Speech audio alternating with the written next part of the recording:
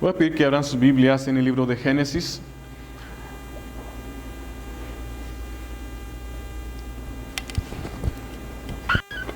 Génesis capítulo 5. Consideraremos esta porción de la palabra del Señor, esperando, hermanos, que sea que el Señor abra nuestro entendimiento y que podamos encontrar en esta escritura algo más bien que sea de bendición para nosotros. Y no es que la palabra de Dios no lo sea, sino más bien que el Señor nos dé un corazón receptivo, ¿sí? Esa es la palabra correcta, que podamos comprender el propósito de Dios por el cual Él dejó escrita esta porción de la palabra del Señor. Dice en Génesis 5, del 15 hasta el 24. Vivió Mahalaleel 65 años y engendró a Jared. Y vivió Mahalaleel después que engendró a Jared 830 años y engendró hijos e hijas.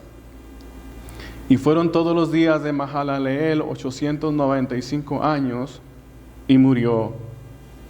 Vivió Jared 162 años y engendró a Enoc. Y vivió Jared después que engendró a Enoc 800 años y engendró hijos e hijas. Y fueron todos los días de Jared 962 años y murió. Vivió Enoc 65 años y engendró a Matusalén. Y caminó Enoc con Dios después que engendró a Matusalén 300 años y engendró hijos e hijas. Y fueron todos los días de Enoc 365 años. Caminó pues Enoc con Dios y desapareció porque le llevó Dios. Oremos. Señor, delante de tu presencia nos presentamos, amado Dios, para rogar de tu misericordia y de tu gracia, Señor. Nuestra mente es finita, es limitada. Nuestra vida es igual, es finita y limitada. Rogamos por tanto, Señor, que abras nuestro corazón para poder comprender y a la vez asimilar tu palabra,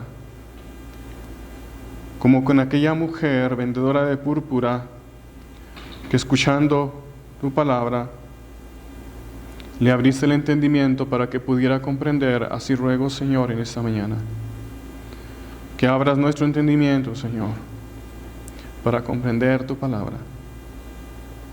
Ayúdanos, Padre, y ruego, Señor, tu dirección y ayuda. En el nombre de Jesús. Amén. El mensaje anterior yo hablaba respecto a la ofrenda de Caín y Abel.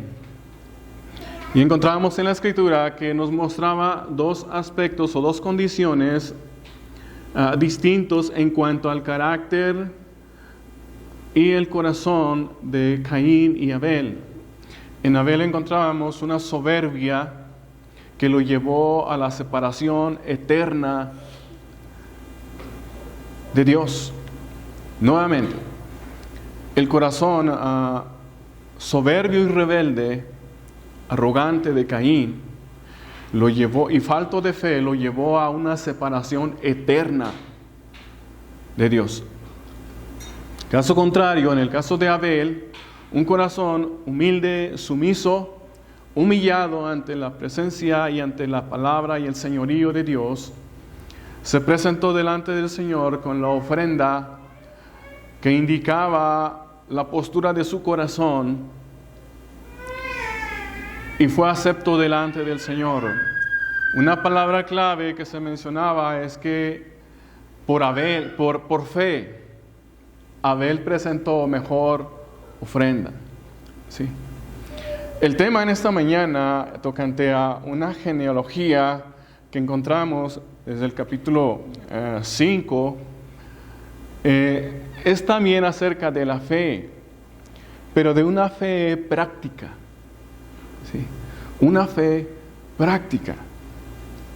El mensaje en esta mañana yo le puse por título Caminando con Dios a través de la fe y lo he separado en tres conocidos como puntos.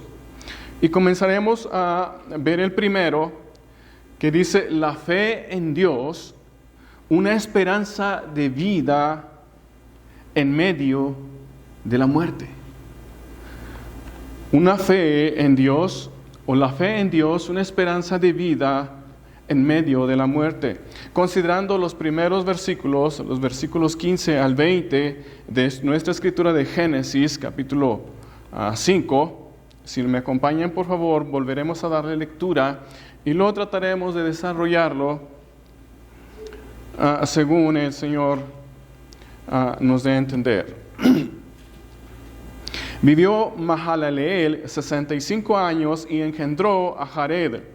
Y vivió Mahalaleel después que engendró a Jared 830 años y engendró hijos e hijas. Cualquiera que escuche la cantidad de años que vivían estas personas dirían, wow, ¿sí? Lo más que vivimos nosotros es un promedio de 80 años y eso a los que bien les van, por decirlo así, porque dentro de ese periodo de tiempo ya es un sufrimiento en sí, lleno de dolores y de aflicciones. Continúo leyendo el verso 17, y fueron todos los días de Mahalaleel 895 años y murió. Verso 18, vivió Jared de 162 años y engendró a Enoc. Y vivió Jared después que engendró a Enoc 800 años y engendró hijos e hijas. Y fueron todos los días de Jared 962 años y murió. Ahora los versículos que le anteceden nos mencionan a diferentes personajes que vivieron tantos años y murieron. Vivieron tantos años, tuvieron hijos e hijas y luego murieron. Tres detalles interesantes me gustaría considerar en estos versículos.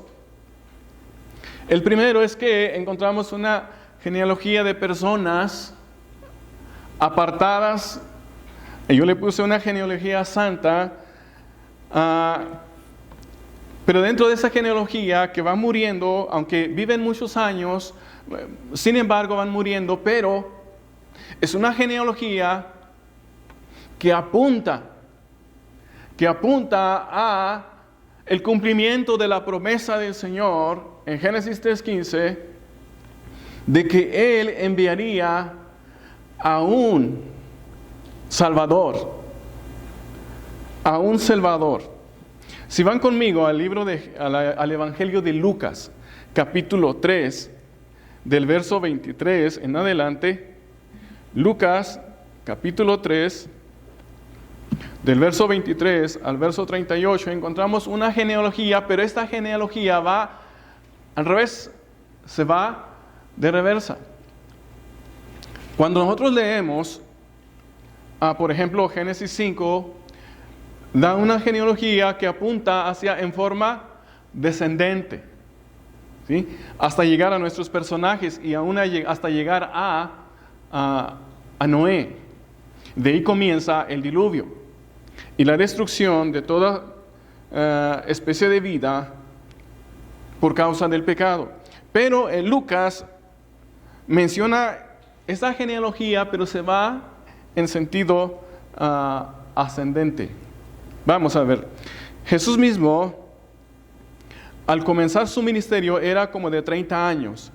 Y luego comienza aquí, hijo, según se creía, de José, hijo de Elí, hijo de Matat, hijo de Leví, hijo de Melqui, hijo de Jana, hijo de José, hijo de Matatías, hijo de Amós, hijo de Nahum, hijo de Esli, hijo de Nagai, hijo de Maat, hijo de Matatías, hijo de Semei, hijo de José, hijo de Judá, hijo de Joana, hijo de Reza, hijo de Zorobabel, hijo de Salatiel, hijo de Neri, hijo de Melqui, hijo de Adi, hijo de Cosam, hijo de Elmodam, hijo de hijo de José, hijo de Eliezer, hijo de Jorim, hijo de Matat, hijo de Leví, hijo de Simeón, hijo de Judá, hijo de José, hijo de Jonán, hijo de Eliakim, hijo de Melea, hijo de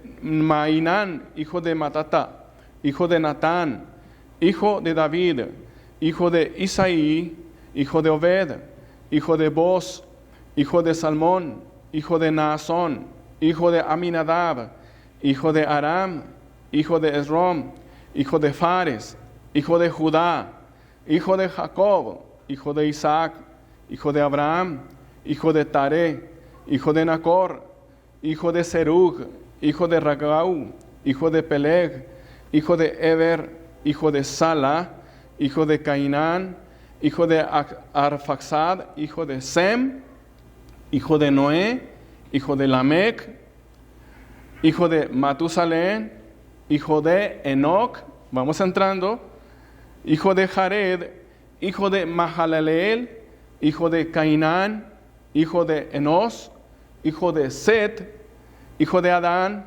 hijo de Dios. Llegamos al punto en el que Lucas comienza describiendo la descendencia por la que viene, la línea por la que viene y llega a nuestro mundo, a nuestra humanidad, el Señor Jesucristo. Ahora, haciendo un poquito de énfasis, solo un poco, es que a pesar de que estas personas vivieron por muchos años, ¿sí? Y esa es la segunda cosa que me gustaría considerar en estos versículos, es que a pesar de que vivieron muchos años, al final de cuentas ellos murieron físicamente. Murieron físicamente. No importa cuántos años, escuche bien, no importa cuántos años viva sobre este planeta Tierra, en este cuerpo, si vivió en salud o en enfermedad. Si vivió en salud, pues qué bendición, podríamos decir. Pero si vivió en un cuerpo que constantemente se dolía, estaba enfermo y le causó aflicción. Piense bien lo que estoy diciendo. Si vivió en un cuerpo que le causó dolor y aflicción, una calidad de vida no muy agradable, pero después de esto muere, sin haberse reconciliado con el Señor, lo que le espera aún es peor.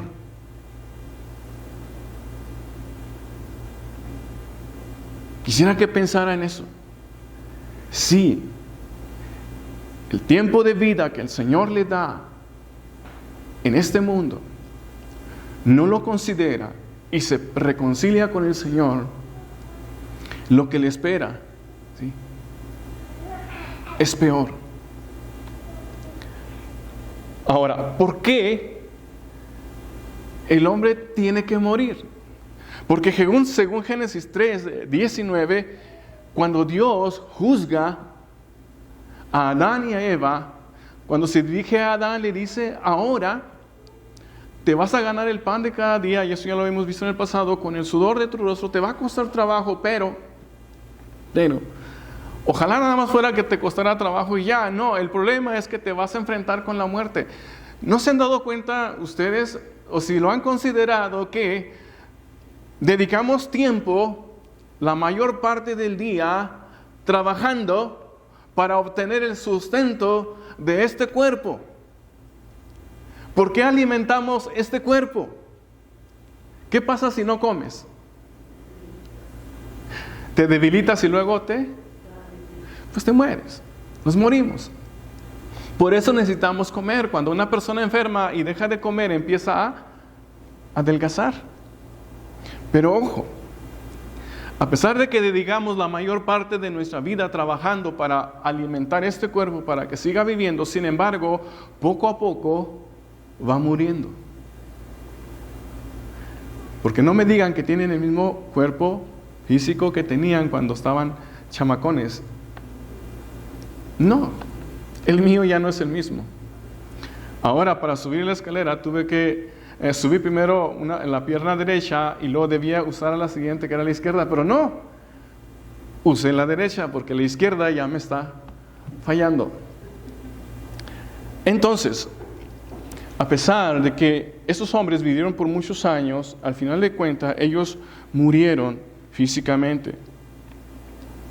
Sin embargo, y esta es la tercera cosa que quisiera considerar en esta escritura, sin embargo, en medio, ¿sí?, de esta descendencia que era muy longeva, 800, 900 años, pero al final de cuentas morían. No importa cuántos años vivían, al final de cuentas morían. En medio de ellos resalta a alguien, y él es Enoc. Sin embargo, una interrupción en la secuencia de muertes. Y Enoc sobresale, ¿por qué? Debido a la obra de gracia del Señor en la vida de Enoc. Y eso es lo que nos lleva a nuestro segundo punto. La fe que lleva a caminar y a agradar a Dios. La fe que lleva a caminar y a agradar a Dios. Ahora, el caso de Enoc es un caso muy especial. No es que todos los días o de perdida cada año suceda esto. No, es un suceso muy especial que nos enseña algo y que debiéramos considerar. Los versículos 21 al 22 de Génesis 5 dice: vivió Enoc 65 años y engendró a Matusalén. Y caminó Enoc con Dios después que engendró a Matusalén 300 años y engendró hijos e hijas. Pero es todo lo que nos dice Génesis. Caminó Enoc con Dios y luego se lo llevó el Señor. Pero no nos especifica más, no nos dice más, no nos da detalles. Afortunadamente y por la gracia del Señor tenemos el Nuevo Testamento y en la carta a los Hebreos, que desconocemos el escritor, pero en la carta de los Hebreos, capítulo 11, no sé cuántos han leído el capítulo 11 de Hebreos. A mí me encanta ese capítulo. Al final me hace de alguna manera que se quebrante mi corazón, al final del capítulo. Hebreos 11:5, mira lo que dice. Porque si nos preguntamos, no pierda tiempo que lo busquen, porque si nos preguntamos qué fue lo que hizo que que Enoc caminara con el Señor, ¿qué lo motivó a él a caminar con Dios? Y más aún, ¿qué es caminar con Dios? ¿Qué quiere decir caminar con Dios? Hebreos 11:5 dice: por la fe Enoc fue traspuesto para no ver muerte y no fue hallado porque lo traspuso Dios, y antes que fuese traspuesto tuvo testimonio de haber agradado a Dios. Por la fe Enoc fue traspuesto, pero antes de que fuera traspuesto tuvo o recibió testimonio, como lo traduce la Biblia de las Américas y otras traducciones. Lo traspuso Dios para que no viera muerte. En otras palabras, el Señor hizo algo con él, de manera que, así como habíamos estado viendo, o vimos que todas las personas, sus antepasados, a pesar de que vivían muchos años, al final de cuentas ellos se enfrentaban con la muerte. Esto es una separación entre su cuerpo y su alma. Pero en el caso de Enoc, él no pasó por esa experiencia. Ahora, quisiera considerar tres aspectos en este versículo de 5 de Hebreos 11. La primera es que la fe en Dios, porque ese es el punto que resalta aquí el escritor de Hebreos, por la fe. Génesis 5 nos dice que Enoc caminó con Dios y luego Dios lo traspuso, o sea, lo trasladó de este mundo a el espiritual sin haber muerto físicamente. Ese es el punto. Pero ¿qué fue lo que sucedió en la vida de Enoc? Y Hebreos, el escritor de Hebreos nos dice por la fe, porque Enoc se encuentra en Hebreos donde está la lista de todas aquellas personas que por la fe vivieron de una manera que agradaron al Señor. Y no importó cuál fue las circunstancias, cuáles fueron las circunstancias por las que ellos pasaron, su fe los llevó a vivir como vivieron. Y el punto es que cuando usted termina de leer Hebreos 11, ya en los últimos versículos dice que ellos agradaron al Señor por causa de su fe. Entonces, ahora resaltando la vida de Enoc, dice que por la fe fue traspuesto para no ver muerte. Entonces, por eso yo considero que la fe fue clave fundamental en la vida de Enoc. Dice, la fe en Dios es confianza y seguridad de que Dios y su palabra es verdad. Fe en Dios o confianza en el Señor o creer en Dios es tener la seguridad de que Dios es quien dice ser. Y cuando Él dice que va a hacer algo, ese algo que Él dice que va a hacer, lo cumple al pie de la letra.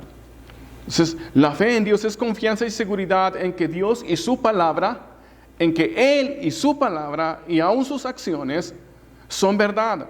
Si van conmigo a Deuteronomio capítulo 32, del versículo 3 al verso 4, el escritor de Deuteronomio se considera que fue Moisés. Y él, inspirado por el Espíritu Santo de Dios, escribe y dice así: porque el nombre de Jehová proclamaré, engrandeced a nuestro Dios. Nuevamente voy a leer el versículo 3. Estoy haciendo tiempo para que lo encuentren quienes están buscando en su Biblia. Porque el nombre de Jehová proclamaré, engrandeced a nuestro Dios. Ahora viene aquí lo que él va a decir respecto de Dios. Él es la roca. ¿Quién es la roca? Dios, cuya obra es perfecta, porque todos sus caminos son rectitud. Dios de verdad y sin ninguna iniquidad en él. Es justo y recto. Ahora, en este versículo que acabamos de leer de Deuteronomio 32, versos 3 y 4, me gustaría resaltar tres detalles que considero importantes. La primera es que roca habla de la solidez, de la firmeza y la seguridad, que son las cualidades o características que tiene una roca. Déjenme darles un ejemplo. Hace varios años, en una de las visitas que hice al pueblo donde nací, fui a visitar a mis padres. Me tocó que en esos días mi papá y mi tío, su concuño, que son hermanos en Cristo, mi papá ya partió para con el Señor, pero mi tío Miguel aún está vivo. Y es uno de los que está ahí ayudando al ministro de la iglesia, abriendo, dirigiendo el servicio. A ellos los contrataron para que construyeran una casa, pero allá en el cerro. Casi a la parte más alta del cerro. Y ellos en la parte ahí, pues con caída, tenía caída, ellos hicieron la zanja. En la parte que sería la parte de atrás de la casa, se toparon con una piedra. Se veía ahí, por encima se veía la piedra, que ahí había una piedra. Y empezaron a quitarle la tierra de alrededor. Pero entre más avanzaban en profundidad, la piedra se iba haciendo, estaba así, se iba haciendo más grande, más grande, más grande. Y no se le veía al fin. Y ya habían pasado el límite de profundidad que ellos habían venido escarbando para enterrar el cimiento, para construir en ella la casa. Y dijeron, por su experiencia en la construcción, dijeron, no, ¿qué mejor cimiento que este? Sobre una piedra. Entonces el escritor de Hebreos dice, la roca habla de la solidez y firmeza, pero aquí cuando dice roca se refiere a el Señor, a Dios. Por tanto se refiere a la solidez y firmeza del carácter de Dios, el Señor. A eso se refiere, que hace que sus acciones sean perfectas. Estamos hablando de su carácter, de lo que Él es. No es que Él pretenda ser quien no es y luego haga algo que aparente ser lo que no es. Si Él dice que Él es santo, si Él dice que Él es fiel, si Él dice que es justo, es porque así es. Si yo pudiera, y es que nadie puede describir perfectamente al Señor, pero si pudiéramos compararlo con algo muy burdo, es que si tú pudieras cortar al Señor, les dije que era muy burdo, si tú pudieras cortar al Señor, la superficie como su centro es de la misma esencia. No sé si me expliqué. Cuando tú cortas un melón, la cáscara es diferente. Después de la cáscara es diferente. Y en medio es diferente. Y justo en el centro es diferente. Pero Dios es lo que tú pudieras ver por encima de Dios. Si llegaras al corazón de Dios, sigue siendo lo mismo. Es difícil describir a Dios. La segunda cosa es que su esencia, esto es su forma de pensar, su forma de hablar y su forma de obrar, muestran que sus caminos son rectos. Pero aquí la palabra caminos es exactamente eso, su forma de obrar, su forma de hacer las cosas. Van acorde a su naturaleza. Y la tercera es que su justicia y rectitud, que son los datos que resalta aquí Moisés, su justicia y rectitud no dan cabida, a la maldad y a la iniquidad. No hay espacio en Dios para la maldad y la perversidad o el pecado. Santiago dice que en Él no hay sombra de variación.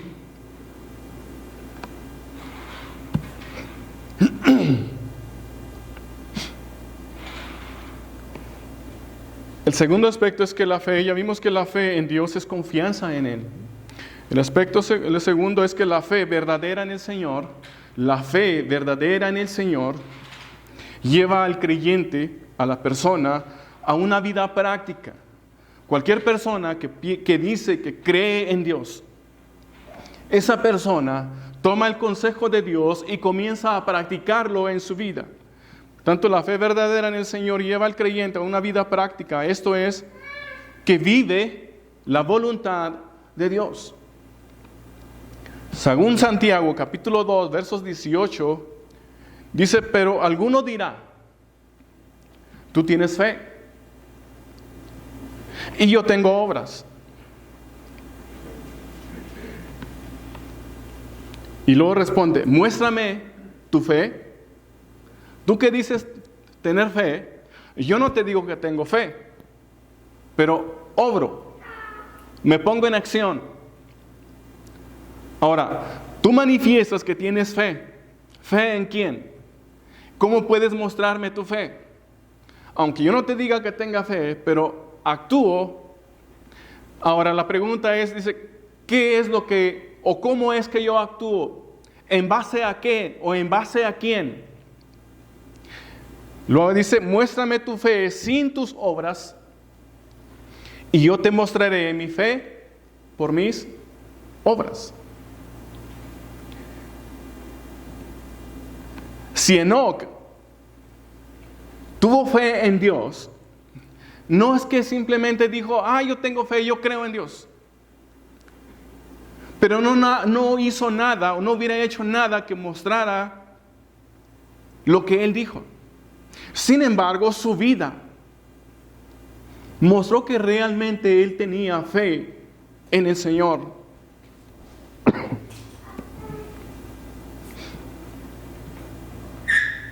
Por eso, la fe verdadera en el Señor, toda aquella persona que dice que tiene fe en el Señor, debe tener una vida práctica que manifieste que realmente tiene fe en el Señor. Y este fue el caso de Enoc. El tercer detalle es que la fe verdadera en el Señor nos lleva a la obediencia a su palabra. La fe verdadera en el Señor nos lleva a la obediencia a su palabra, pero ¿qué es lo que nos impulsa a obedecer al Señor? Es el amor.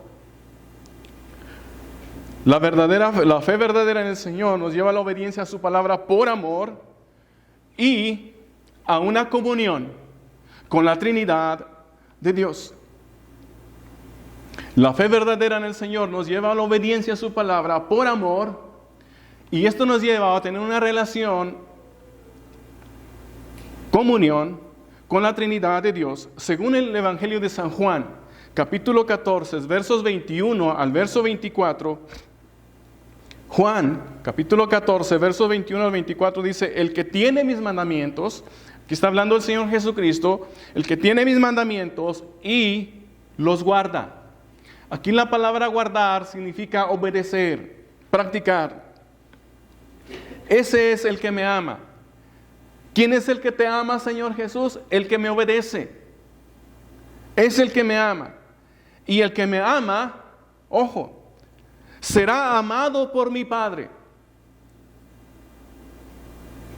El Señor Jesucristo está diciendo, el que me ama, el que realmente me obedece, es que me ama. Y dice, ese es el que ama, y el que me ama, que me obedece, será amado por mi Padre. Ya tenemos ahí la segunda persona. Bueno, de acuerdo a esta escritura. Y yo le amaré. Perdón.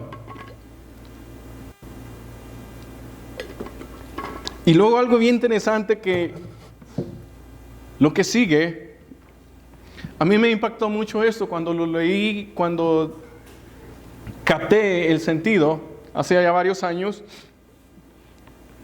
Dice, será amado por mi Padre y yo le amaré. Y luego dice, y me manifestaré a él. Ahora, la pregunta que Judas hace es esta. Le dijo Judas, no el Iscariote, Señor, ¿cómo es, ojo con esto, cómo es que te manifestarás a nosotros y no al mundo? Respondió Jesús y le dijo, el que me ama, mi palabra guardará y mi Padre le amará. Vuelve a repetir lo que estuvo diciendo en el versículo 21, pero ahora fíjense bien lo que dice. Y vendremos a Él y haremos morada con Él. Los versos que anteceden a estos versículos habla del Espíritu Santo. Habla del Espíritu Santo. Que Él, Espíritu Santo, estaba entre los apóstoles, entre los discípulos, pero que no nada más estaría con ellos y entre ellos, sino que también estaría en ellos. Por eso aquí Jesús dice, el que me ama mi palabra guardará y mi Padre le amará y vendremos a Él y haremos morada con Él. En una relación. Apunta a una relación, a tener una comunión con el Dios Trino, aquella relación que se rompió en el Edén por la falta de fe en la palabra del Señor. Yo hacía hincapié cuando consideramos en esa escena en donde Adán y Eva habían recibido la palabra del Señor, las instrucciones de cómo debían vivir delante del Señor. Llega Satanás y dice que aquello que Dios dijo era mentira, que el Señor no era una persona confiable. Cuando Adán y Eva desobedecieron a la palabra del Señor, se hicieron del lado de Satanás. Satanás había llamado a Dios mentiroso y ellos, al desobedecer esa palabra, al desechar aquella palabra, llamaron a Dios mentiroso también. Y el problema es que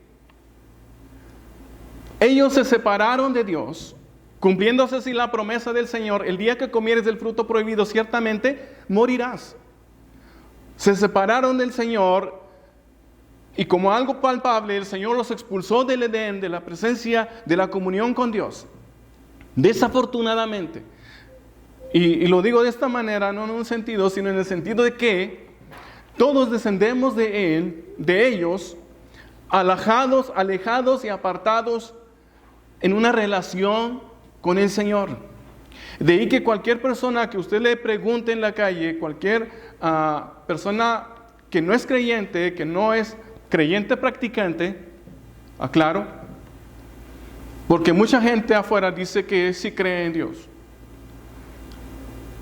Cuando tú le preguntas a aquella persona si cree en Dios, te dice que sí, y le dices: platícame de Dios. La información que te dará es muy pobre. Es muy probable que te dé más información por su artista favorito que de Dios. Esto es por la ignorancia que hay en el ser humano acerca de la persona de Dios, del ser de Dios. ¿Por qué? Porque no hay una relación, no hay una comunión.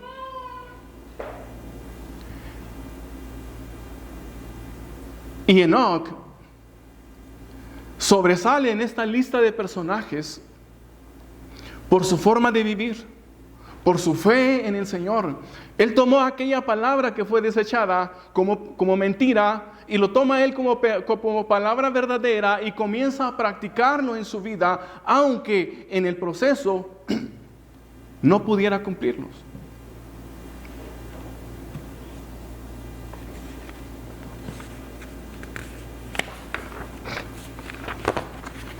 La cuarta característica es que así la vida de Enoc, quien se sometió a la voluntad de Dios, el Señor, vivió bajo su misericordia.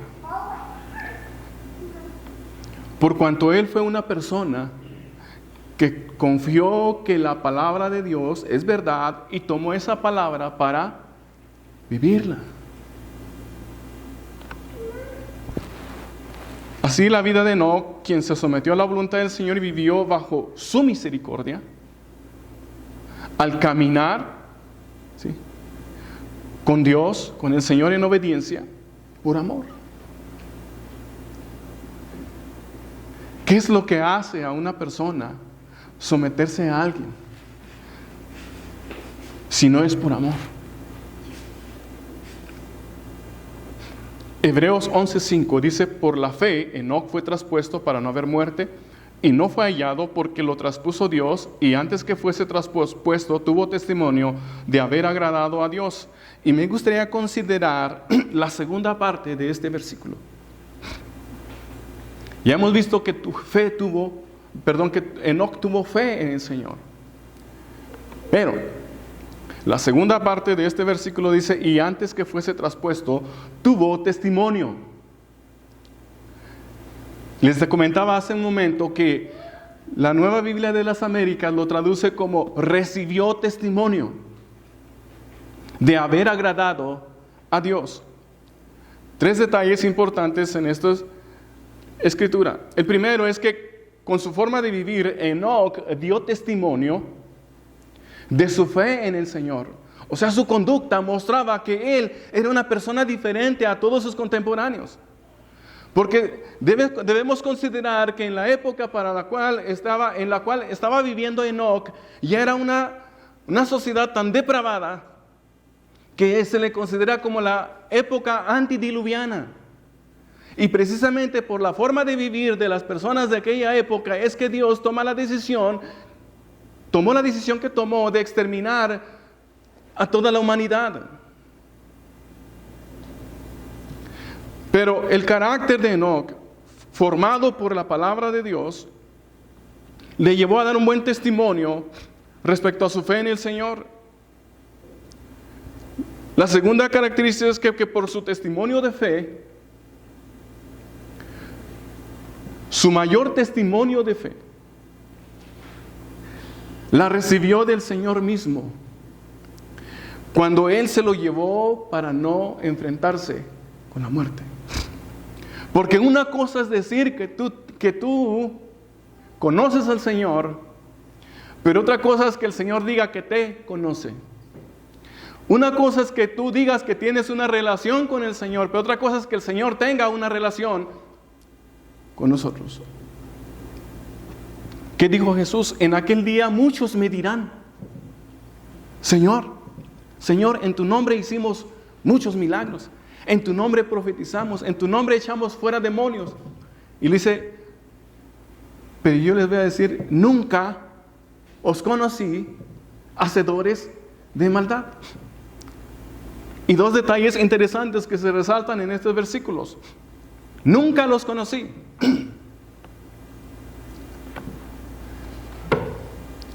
La palabra no significa que el Señor nunca supo de ellos. El Señor lo sabe todo.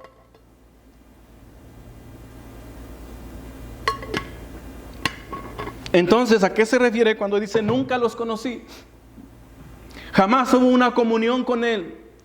Esas personas nunca tuvieron una relación con el Señor.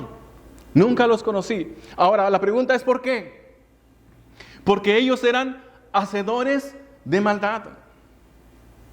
Esto es, ellos vivieron su vida como si Dios no existiera, o como si Él nunca hubiera dicho cómo debían de haber vivido ellos.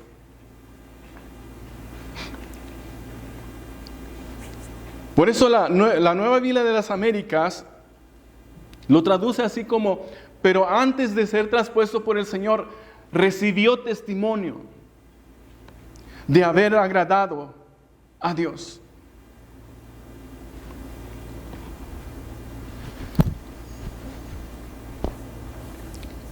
Entonces, por esta razón, Enoc fue traspuesto, transformado, trasladado a la presencia de Dios por la eternidad, sin morir. Y esto nos lleva a nuestro tercer punto: la fe que trasciende a la eternidad. La fe que trasciende a la eternidad.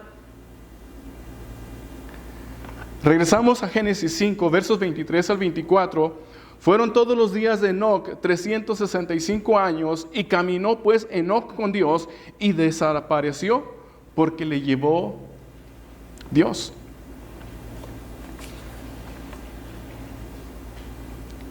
Dos datos que considero que necesitamos ver. La primera es que Enoc fue una muestra de que todo creyente en el Señor, ojo con eso, Enoc fue un ejemplo que Dios nos da, una prueba, algo que podemos ver, algo de lo que podemos saber de lo que le espera al creyente en el Señor. Enoc fue entonces una muestra de lo que le espera a todo creyente en el Señor Jesucristo, que será llevado en la resurrección para caminar con Dios por la eternidad.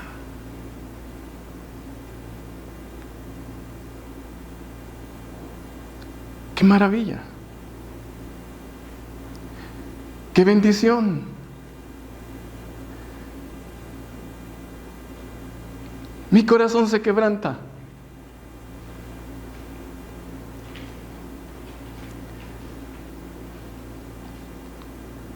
No sé cómo describirlo.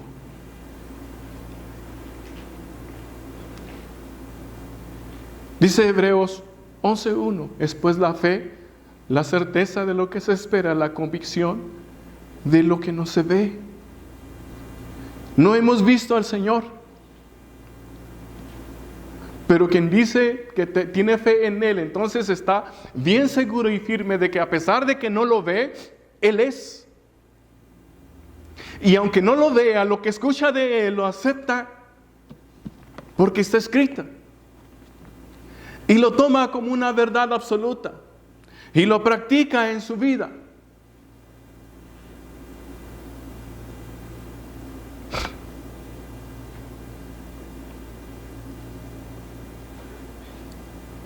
Primera de Corintios, capítulo 15, versos 51 al verso 57. Me gustaría que lo encontraran todos los que acostumbran usar o ir a las escrituras que se mencionan.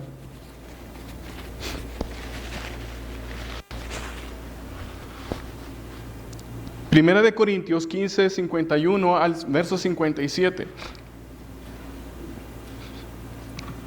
Enoc fue una muestra, o es una muestra que el Señor nos ha dejado para que veamos todos aquellos que creemos en el Señor de lo que nos espera. Que a pesar de que volvamos al polvo de la tierra, a pesar de que bajemos al polvo de la tierra, tenemos una esperanza en Cristo Jesús. ¿Qué pasó? ¿Qué hizo Dios con Enoc? Lo trasladó. Buscando significados de transponer, se trasladar. Fue cambiado de un lugar a otro lugar. He aquí, os digo un misterio, dice Pablo. No todos dormiremos, morir físicamente, pero todos seremos transformados. En un momento, en un abrir y cerrar de ojos, algo así. A la final trompeta, porque se tocará la trompeta, y los muertos, los que ya fallecieron, serán resucitados incorruptibles. Y nosotros seremos transformados. ¿De qué está hablando? Cuando Cristo venga, hoy en nuestro día ya murieron algunos. Supongamos que vienen estos días. Varios ya fallecieron. Y los que fallecieron en Cristo Jesús, cuando Cristo venga y dé la voz a todos sus ángeles de que recoja a todos sus hijos, cuando Él dé la orden, así como en el Edén, cuando Dios dijo, sea, produzca, haya, y venía a toda la existencia. O cuando Lázaro, Jesús le habla y dice, sal fuera, y aquel que llevaba 4 días de muerto y que su hermana dijo, ya huele mal, salió a la vida. Cuando el Señor hable,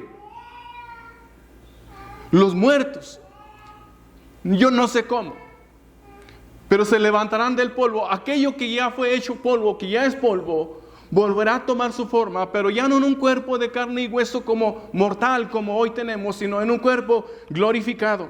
Y si nosotros todavía estamos vivos, creyentes en el Señor, hijos de Dios, seremos transformados. Nuestro cuerpo también este cuerpo mortal se vestirá de inmortalidad, de incorrupción. Y es lo que continúa diciendo en esta escritura. Dice, y los muertos, en la mitad del verso 52, y los muertos serán resucitados incorruptibles y nosotros seremos transformados, verso 63, porque es necesario que esto corruptible, esta carne, se vista de incorrupción y esto mortal se vista de inmortalidad. Esto que enferma y muere, ya no va a enfermar y ya no va a morir. Y cuando esto corruptible se haya vestido de incorrupción y esto mortal se haya vestido de inmortalidad, entonces Entonces se cumplirá la palabra que está escrita: sorbida es la muerte en victoria. Cuando aparentemente, como veíamos que a pesar de que las personas vivían muchos años, al final de cuentas morían. Y hoy en día ya no vivimos muchos años, pero sin embargo seguimos muriendo o sigue muriendo. Pero aquí el apóstol Pablo, inspirado por el Espíritu Santo de Dios, dice: sorbida es la muerte en victoria. Ya no más. Y hace la pregunta: ¿dónde está, oh muerte, tu aguijón? ¿Dónde está tu poder? ¿Dónde, oh sepulcro, tu victoria? Ya que el aguijón de la muerte es el pecado. Por causa del pecado entró la muerte a este mundo. Y el poder del pecado, la ley. Porque la ley no puede salvarnos, hermanos. La ley no puede salvar a nadie. Y no es que la ley no pueda, sino porque los que prospectos a ser salvos por causa de la ley no tienen la capacidad de cumplir la demanda de esa ley. Y no es que la ley sea imperfecta, la ley es perfecta. Los imperfectos somos los seres humanos.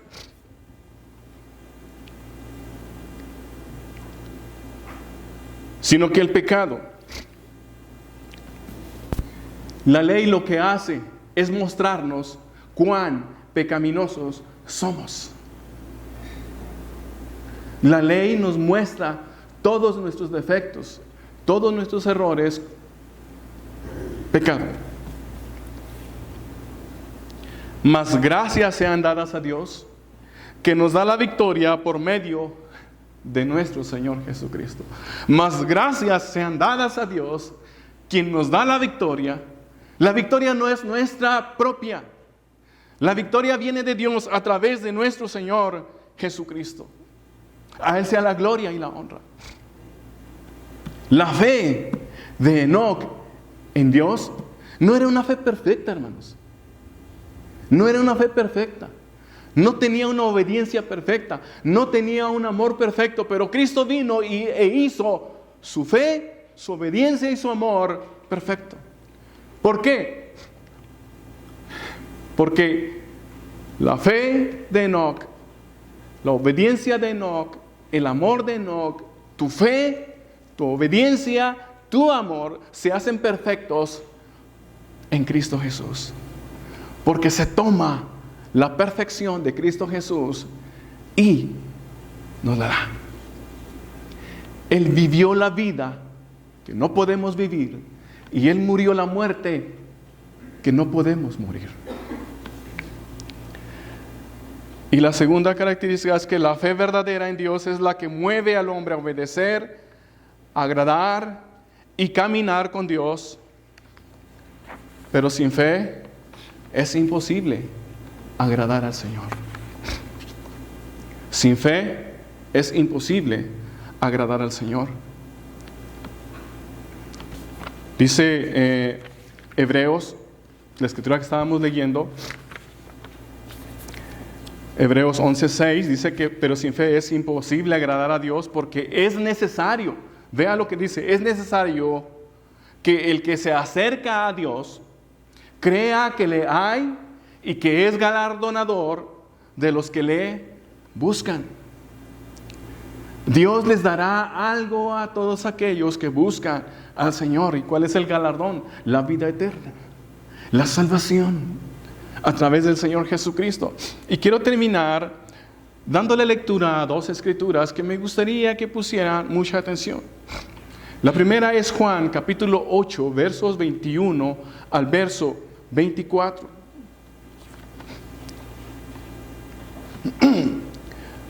A mí me llamó mucho la atención que en el libro de Hebreos, en el capítulo 11, o la carta a los Hebreos, capítulo 11, antes de Enoc se habla de Abel. Por la fe, Abel ofreció mejor sacrificio. Y luego de ahí inmediatamente sigue con Enoc. Por la fe, Enoc caminó con el Señor. Ambos por la fe. Y quisiera resaltar dos detalles, estos dos detalles interesantes que en lo personal considero. Es que Abel, por su fe, se acercó al Señor con la ofrenda perfecta, mostrando que él en sí mismo no tenía ninguna obra meritoria por el cual Dios le pudiera conceder el acceso a su reino, apuntando a Cristo Jesús como el único Salvador de la humanidad, como el único Salvador del pecador arrepentido. Ese era el énfasis que yo hacía. Ahora, Enoc, igual por su fe, lo lleva también apunta a Cristo Jesús.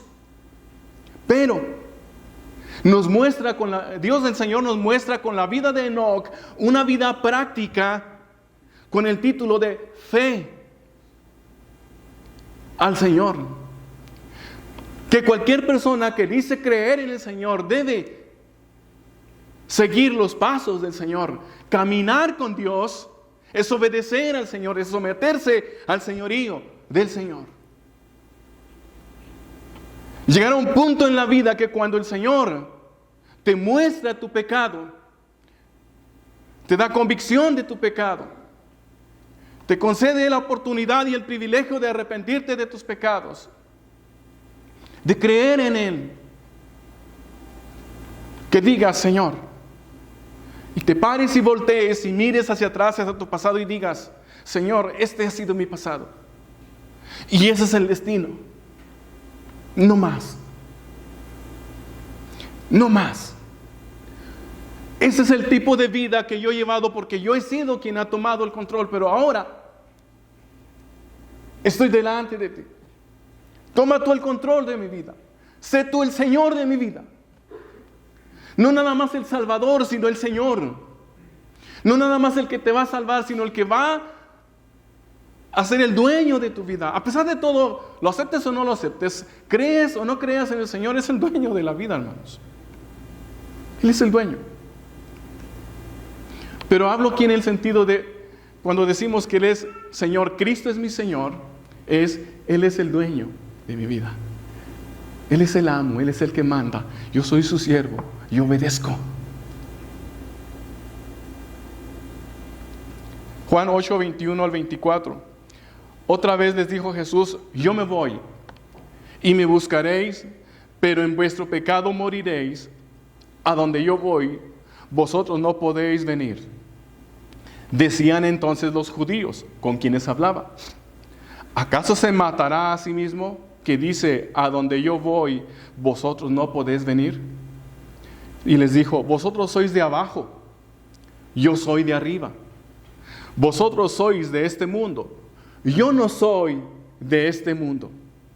Por eso os dije que moriréis en vuestros pecados. Porque si no creéis que yo soy, en vuestros pecados moriréis. Si no creéis que yo soy, en vuestros pecados moriréis. Están en su pecado, seguirán en su pecado y su pecado los llevará a la condenación eterna. Es lo que está diciendo. Si ustedes no entienden, no aceptan y no creen que yo soy el único que los puede salvar. Lucas escribe en la carta de Hechos, porque no hay otro nombre dado a los hombres debajo del cielo en el cual el hombre pueda salvarse, ser salvo. No hay otro nombre, no hay nadie que tenga la autoridad que tiene Jesús, el Hijo de Dios. Por eso dijo, toda autoridad me es dada en los cielos y en la tierra. Por tanto, y Juan, ahí mismo en el Evangelio de Juan, pero en el capítulo 11, versos 25 al verso 26, Juan 11, verso 25 al verso 26, y con esta escritura terminamos.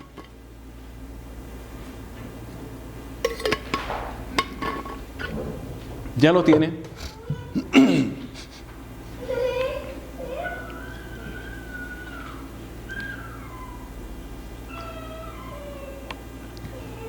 Dice así, le dijo Jesús, Yo soy la resurrección y la vida. El que cree en mí, aunque esté muerto, vivirá. Aquí está hablando de, esta escena es en donde está en la muerte de Lázaro. Cuando Jesús llega al pueblo donde vivía Lázaro, las hermanas de Lázaro salen a recibirle y una de ellas se acerca a Jesús y Jesús le pregunta, no me acuerdo si una de las dos, pero Jesús le dice, ¿dónde está? ¿Dónde lo pusieron? Y luego ella le dice, ven para enseñarte dónde está. Y lo llevan al sepulcro.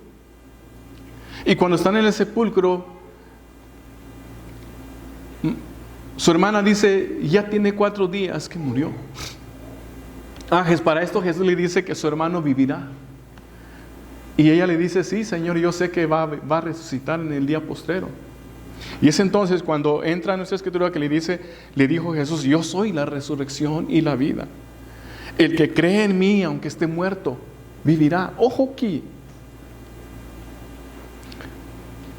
Podríamos aplicarlo de 2 maneras. Yo soy la resurrección y la vida. Y el que cree en mí, aunque esté muerto, vivirá. 2 pasos. El primero, el pecador no arrepentido está muerto espiritualmente hablando. ¿Y qué es lo que le espera? La muerte física, que va junto con pegado en la muerte espiritual. Pero hay un detalle. En Apocalipsis encontramos otra palabra que habla respecto a la muerte y se refiere a la muerte segunda, que es la condenación, la separación por la eternidad de la misericordia y de la gracia y la presencia del Señor. No estoy diciendo que en el infierno Dios no tenga acto de presencia. Me refiero a comunión con el Señor. Y la otra es la que aplica aquí el Señor Jesús en cuanto a la condición de Lázaro, que está muerto físicamente por lo que va a hacer. Jesús da la orden y Lázaro se levanta de la tumba vivo, lo vuelve a la vida. Ahora, no quiere decir que Lázaro viva hoy en estos días, murió físicamente nuevamente, pero él volvió a morir con la esperanza de la resurrección para la eternidad. Y es lo que dice el verso 26. Todo aquel que vive y cree en mí no morirá eternamente. Todo aquel que vive y cree en mí no morirá eternamente. Y luego Jesús hace una pregunta. ¿Crees esto? ¿Lo crees?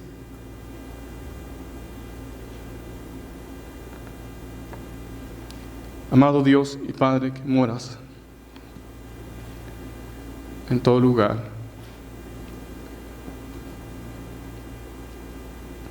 si no te hubieras manifestado a nosotros, Señor, jamás hubiéramos sabido de ti. El corazón humano es incrédulo por naturaleza.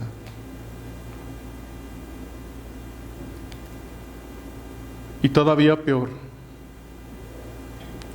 el príncipe de este mundo ha bloqueado el entendimiento para que no les resplandezca la luz de Cristo.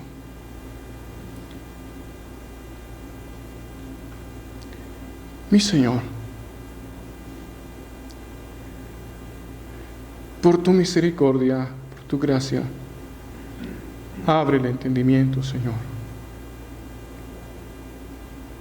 Quita esa venda.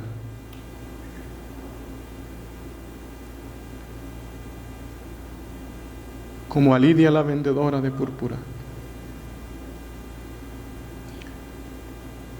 Y que tu palabra no vuelva vacía. Para tu gloria. Gracias por tu palabra. Y perdona, Señor, por la deficiencia en la exposición. En el nombre de Jesús.